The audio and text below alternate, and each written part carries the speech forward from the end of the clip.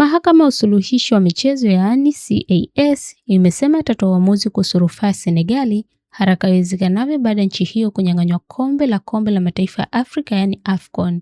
Kama watashinda, Senegali wanatarajiwa kurejesha ubingwa huo kupitia rufaa yao. Senegali walifunga Morocco bao 1-0 katika fainali iliyochezwa Januari 18, lakini matokeo haya yalibadilishwa kwa ushindi wa mabao 3-0 kwa Morocco. Mabadiliko hayo yalifuatia tukio la utata lililotokea mwishoni mwa mchezo. Wachezaji wa Senegal walitoka uwanjani wakipinga uamuzi wa mwamuzi kuwapa Morocco penalti katika dakika za lala salama kabla ya kurejea tena kuendelea na mchezo huo. Tukio hilo lilizua mjadala mkubwa kuhusu mwenendo wa mchezo huo.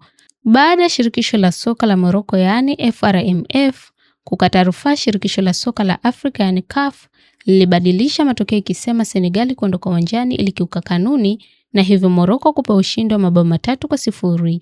Mkurugenzi mkuu wa CAS Mathieu Rib amesema wanaelewa shauku ya mashabiki wa timu kujua uamuzi wa mwisho, lakini mchakato lazima uheshimu haki kwa pande zote mbili. Hata hivyo, hakuna muda maalum uliotolewa kwa uamuzi huo, huku ripoti zikieleza kuwa kesi hiyo inaweza kuchukua hadi miezi 6 kukamilika.